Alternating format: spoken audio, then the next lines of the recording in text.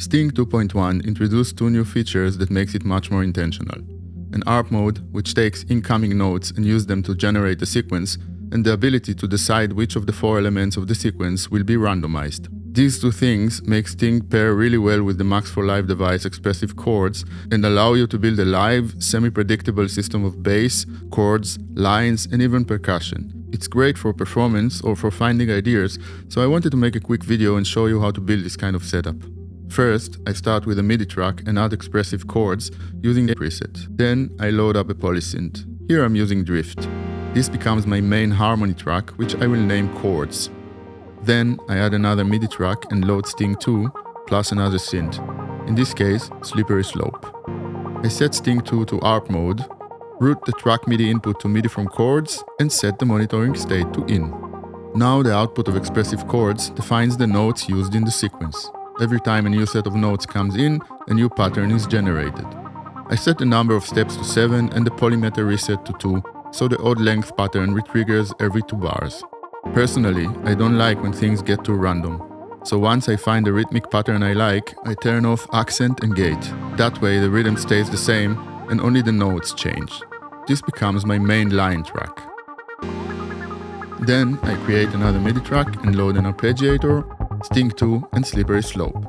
Again, I route the track's MIDI input to MIDI from Chords. I set Sting to ARP mode. In the arpeggiator, I choose down and set the rate to 3 at 10 milliseconds. Retrigger to note and repeats to 1. What this does is simple. Every time the chords come in, it plays the note very fast in reversed order. When you combine it with Sting, you basically get the root note of each chord. I turn off accent, gate and octave, so only the notes change while the rhythm stays consistent. In this case, I actually edited the rhythm directly in Sting's editor instead of generating random sequences because I wanted something specific. This becomes my bass track. Then I create a new MIDI track, load 2 instances of the chord MIDI effect, and shift the 11 knobs from 1 to 11 respectively. After that, I add a scale device and turn off all notes except C. What this does is force the output to always be a single C note, no matter how many notes or which notes are coming in. Then I transpose the scale output by -30, add another chord device and shift the knob to +4 semitones. Now any incoming combination of notes will result in MIDI notes 42 and 46, the general MIDI standard for closed and open hi-hats. Next, add another instance of Sting 2, set it to ARP mode and turn off octave. Finally, I load a drum kit, in my case the 606 core kit. This becomes my hi-hat track. I can control the busyness of the pattern by playing with the density knob.